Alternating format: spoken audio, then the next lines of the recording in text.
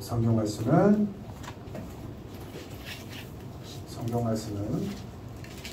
신약성경 에베소서 6장입니다. 신약성경 317페이지 에베소서 6장 21절로 24절까지 21절로 24절 에베소서입니다. 우리 같이 읽습니다. 나의 사정 곧 내가 무엇을 하는지 너희에게 알리라 하노니 사랑을 받은 형제요 주 안에서 진실한 일꾼인 두기고가 모든 일을 너희에게 알리리라. 우리 사정을 알리고 또 너희 마음을 위로하기 위하여 내가 특별히 그를 너희에게 보내었노라. 아버지 하나님과 주 예수 그리스도께로부터 평안과 믿음을 겸한 사랑이 형제들에게 있을지어다. 우리 주 예수 그리스도를 변함없이 사랑하는 모든 자에게 은혜가 있을지어다. 아멘. 오늘은 무엇을 하든지 이런 제목으로 말씀을 전합니다. 우리의 신자들, 하나님의 자녀들, 신앙인들, 믿는 자는 살면서 무엇을 하든지 어떻게 해야 될까 점검하는 시간을 갖겠습니다. 1번 보시죠. 읽습니다. 소통해서 위로하기. 나의 사정 곧 내가 무엇을 하는지 너희에게도 알리려 하노니 사랑을 받은 형제여 주 안에서 진실한 일꾼인 두기고가 모든 일을 너희에게 알리리라. 우리 사정을 알리고 또 너희 마음을 위로하기 위하여 내가 특별히 그를 너희에게 보내었노라. 아멘. 우리 믿는 자는 먼저 무엇을 하든지 잘 알려야 합니다. 소통한다 그럽니다. 다른 사람들과 잘 소통해야 합니다.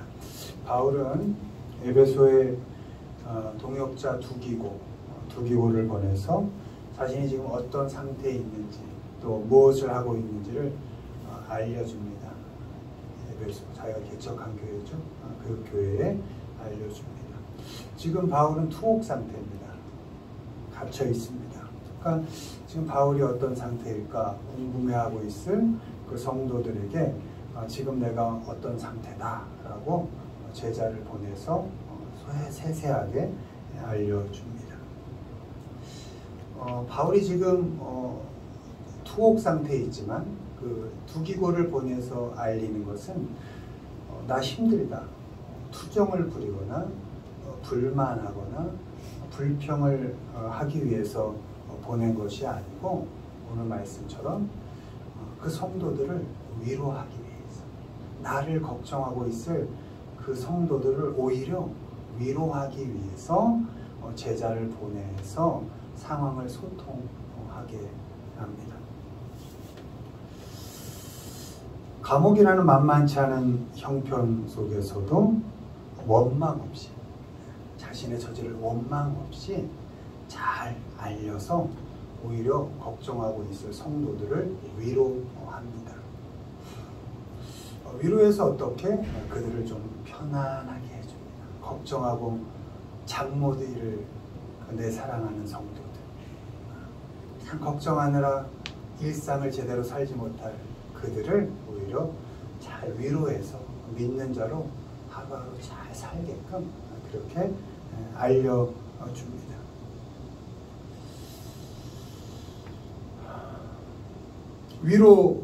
위로라는 것은 격려해서 이렇게 편안하게 해주는 것을 의미합니다. 그러니까 바울이 자신의 상태를 그 에베소 교회에 잘 알려서 에베소 성도들에게 격려해서 그들의 삶을 좀 편안하게 해줬다.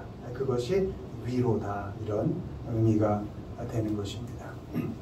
어떤 상태인지 무엇을 하고 있는지 잘 알려주는 것은 그들이 이 소식을 들은 그들이 나의 문제를 해결해 줄 수 있어서가 아니라 단지 나를 걱정하고 있을 그들을 위로하고 좀 편안하게 해주기 위해서 소통하고 알려주는 것입니다. 내가 뭘 말한다고 알겠어. 내 형편 뭐 알겠어. 또 안다고 뭐 해줄 수 있겠어? 아무 도움도 안 돼. 또 반대로 당신들에게 난 짐이 되기 싫어. 이런 생각으로 자신의 형편을 감추고 말하지 않는 것은 상대를 위하는 것 같지만 결국 그 사람들을 무시하는 일이 되는 것이고, 결국은 그들을 불편하게 만드는, 전혀 격려가 되지 않는, 위로가 되지 않는 이기적인 행동일 뿐인 것입니다.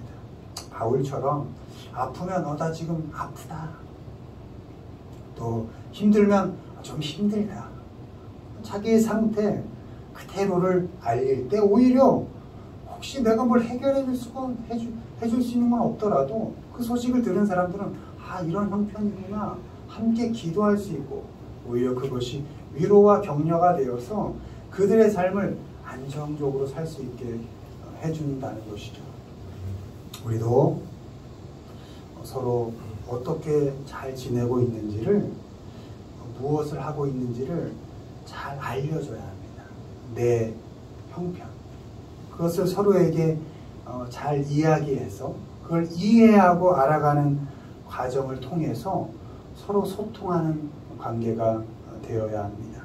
SNS에 치장하고 이쁘고 날 감춘 그런 모습을 드러내려는 게 아니라 그냥 내 모습 그대로를 나 이래, 나 이렇게 아파, 나 이렇게 힘들어, 나 이런 건 자랑하고 싶어, 이렇게 자기 그대로를 드러내는 것이 오히려 그 사람도 그래? 나도 이래 하면서 서로 소통하고 위로 격려가 되고 서로의 삶을 편안하게 해줄 수 있다는 거예요. 그런 서로를 좀 편안하게 위로해주는 그런 관계들이 되시기를 바랍니다. 이 말이라는 것은 성경 말씀을 보면 소통의 도구로 사용이 됩니다. 우리가 알고 있는 예언, 방언 다 말씀인 것이죠. 예언이 뭡니까? 한자로 맡을 예 말씀언입니다.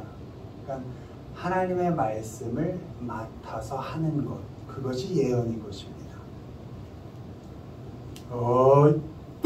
이런 게 예언이 아니고 하나님의 말씀을 잘 읽어서 내가 그 맡은 말씀 그대로를 잘 전하는 것, 이것이 예언인 것입니다. 하나님의 말씀으로 시대와 역사를 잘 분별하고 하나님의 말씀을 통해서 그 시간과 그 시대를 살아가는 사람들과 소통하는 것, 내 하고 싶은 말로 사람들 어지럽게 하는 게 아니라 하나님께 이 맡은 말씀으로 이 세상을 어렵게 살고 있는 사람들과 소통하며 위로하고 격려해 주는 것, 그것이 예언이라는 것입니다. 예언은 하나님의 말씀으로 세상과 소통하는 것이고 하나님의 말씀을 알려서 사람들을 격려하고 위로를 하는 것입니다. 방언도 마찬가지입니다. 그것도 다른 사람들과 소통을 가능하게 하는 은사입니다. 성령이 임했을 때 각각 다른 현지어를 말하던 그 디아스포라 유대인들, 그러니까 이스라엘을 떠나 살았던 그 유대인들이 이제 고국에 모였을 때 자기 말들을 잘 몰라요, 고향의 말을. 그런데 제자들이 막 방언을 하는 그런 언어를 자신이 쓰는 말로 알아듣게 되는 겁니다. 방언을 통해서 누구나 알아들을 수 있게 그런 소통하는 역사가 일어나게 되는 것입니다. 혹 방언을 알아듣는 자가 없을 때는 통역을 붙여서 그걸 번역을 해서 알려줬습니다. 그러니까 방언이 뭡니까? 잘 소통하게 하는 은사였다는 것이에요. 그래서 결국은 교회의 덕을 세우는, 성도를 위로하고 격려해서 덕을 세우는 그 일에 쓰인 것이 방언이라는 은사였다는 것입니다. 성령의 은사인 예언과 방언으로 소통이 시작되고 관계가 잘 형성이 됐으며 덕이 세워졌다는 것입니다. 소통의 도구, 위로의 도구가 될 수 있다면 우리도 예언의 어떤 은사, 말씀을 잘 받아서 잘 해석해서 위로가 되고 격려가 되게 잘 전달할 수 있는 은사를 받으셨으면 좋겠어요. 열심히 기도해서 방언의 은사 잘 받으셨으면 좋겠어요. 위로를 할 수 있다면, 격려를 줄 수 있다면, 하나님과 잘 소통하게 도움을 줄 수 있다면 방언 받으셨으면 좋겠어요. 그러나 더 단순하게 우리가 지금 어떻게 지내고 있는지, 내 형편이 지금 어떤지, 내가 지금 뭘 하고 있는지, 그런 걸 작은 것이라도 소소하게 잘 알려주는 그 관심, 그것을 통해서 서로가 위로가 되고 격려가 되고 서로를 편안하게 해줄 수 있다면, 내가 특별한 예언의 은사가 없어도, 특별한 방언의 은사가 없어도, 시시콜콜 얘기할 수 있다면 그보다 더 큰 은사가 어디 있겠습니까? 어떻게 지내는지, 또 무엇을 하고 있는지 잘 이야기해 주시길 바랍니다. 불평하라는 얘기가 아니고, 원망하라는 얘기가 아니고, 그저 내 형편 어려우면 어려운 대로, 힘들면 힘든 대로, 가끔 자랑거리가 있으면 그 자랑거리대로 하나씩 이렇게 소통하면서 서로에게 위로와 격려를 주는, 무엇을 하든지 무엇에나 그런 격려와 위로의 삶을 살아가시는 우리 모두가 되기를 주님의 이름으로 축원드립니다. 두 번째 보시죠. 읽습니다. 너희의 유익을 선택하기. 그러나 만일 육신으로 사는 이것이 내 일의 열매일진데 무엇을 택해야 하는지 나는 알지 못하노라.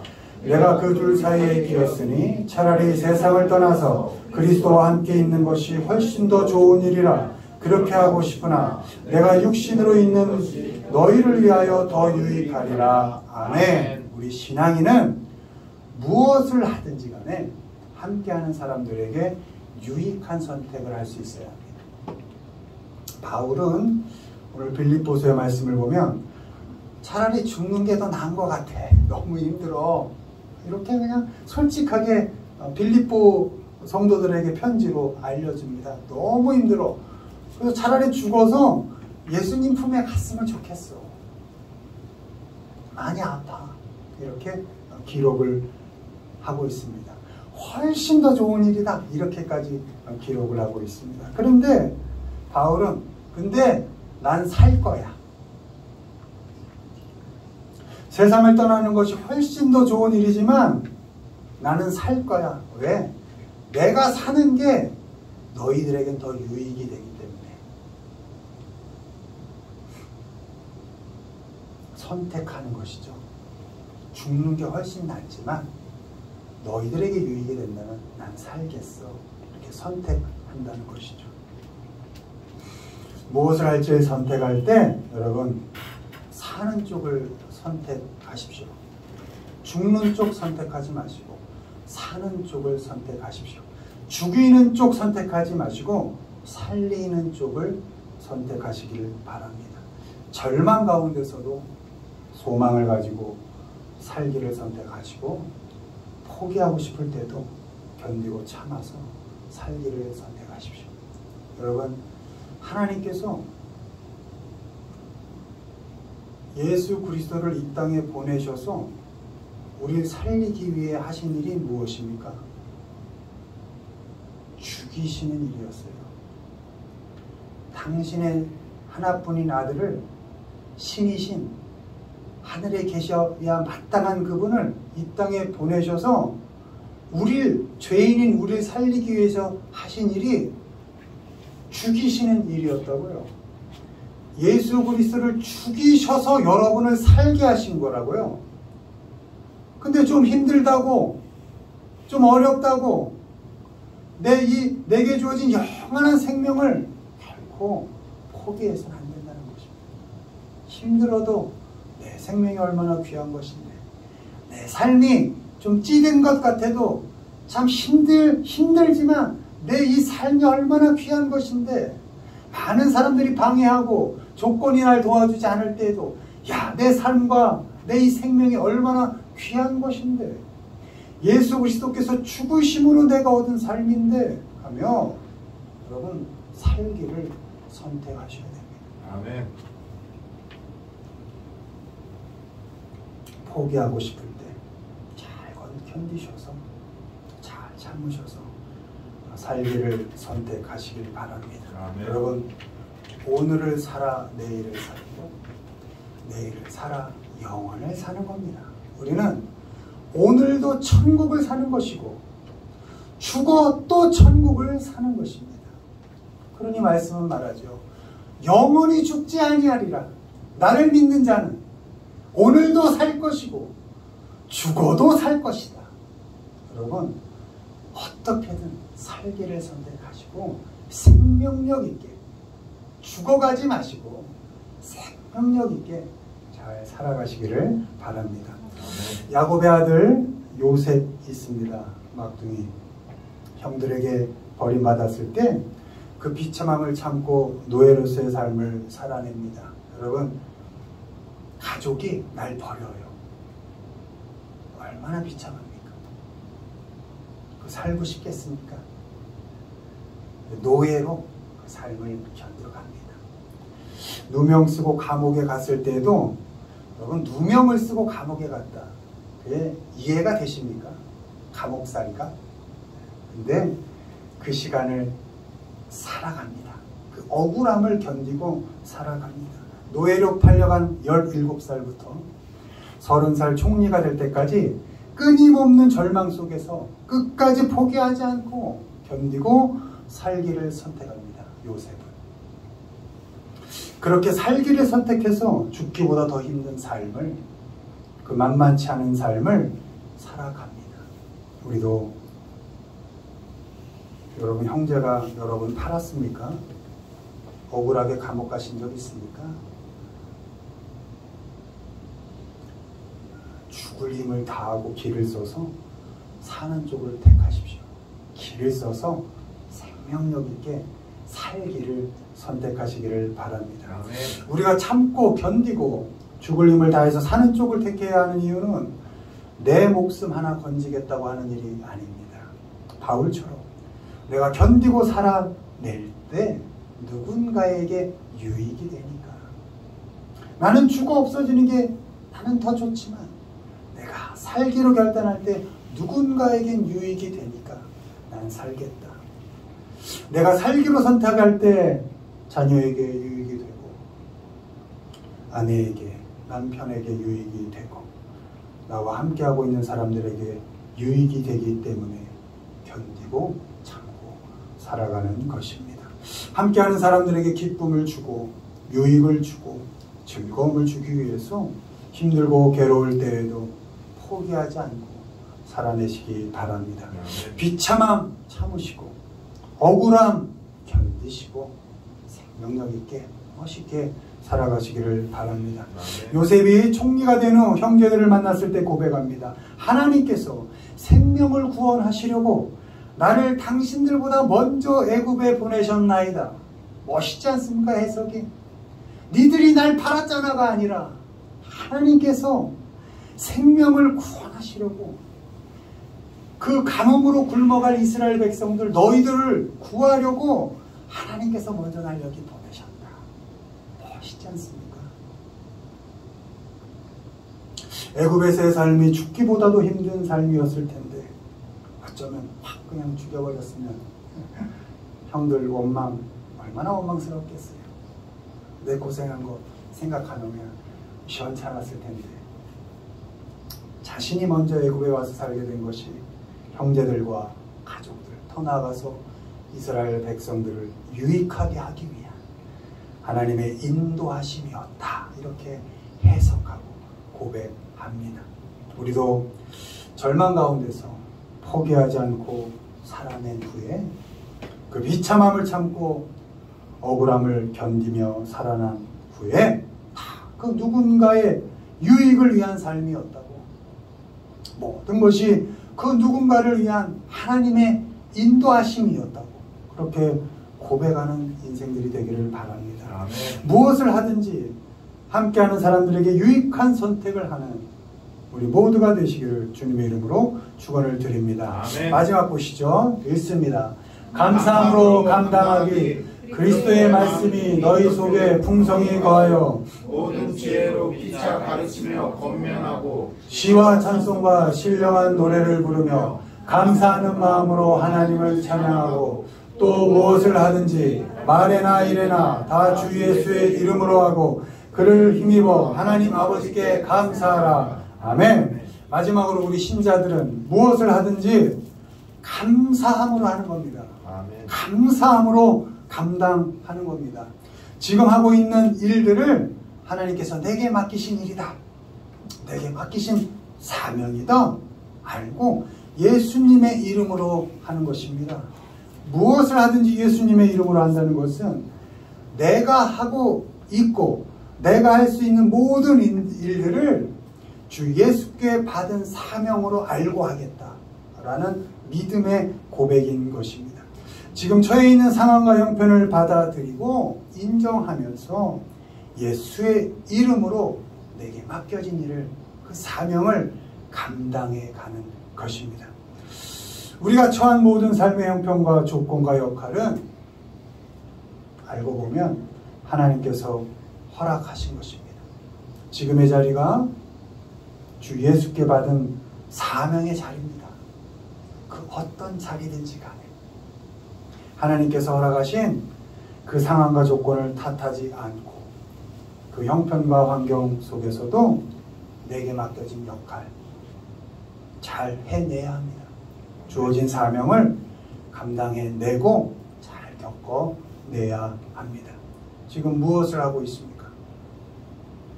학생으로 공부를 하고 있습니까? 주 예수께 받은 사명입니다. 마지못해 하는 거 아닙니다. 하라니까 하는 것 아니고 내게 사명을 주셨구나 하고 상실해내는 겁니다. 하나님께서 맡기신 사명인데 직장의 구성원으로 일하고 있습니까?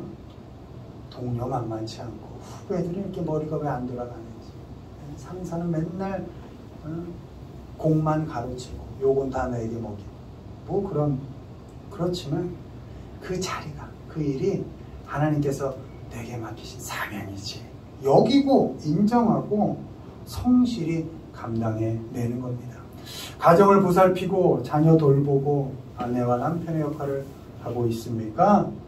주 예수께 받은 사명으로 하시고 주 예수의 이름을 의지해서 예수님의 이름으로 성실히 잘 감당해내시기를 바랍니다.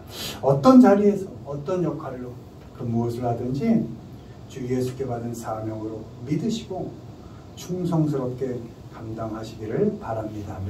하나 주의할 것은 사명을 감당할 때는 감사함으로 해야 한다는 것입니다. 지나간 시간, 가버린 어제 잘 흘려보내시고 후회하지 마십시오. 막아서지 마시고 미련이 남는 어제 잘 끊어버리시고 오늘을 감사하면서 내게 주어진 일을 감당해 가는 것입니다. 오늘 처한 상황, 역할, 다른 사람과 비교하지 않는 겁니다. 비교해서 괴로워하지 마시고 그저 오늘 나에게 맡겨진 그 자리, 그 사람, 그 일, 역할 감사함으로 감당해내는 것입니다. 내일 일어날 일 미래에 당겨서 걱정하지 않는 겁니다.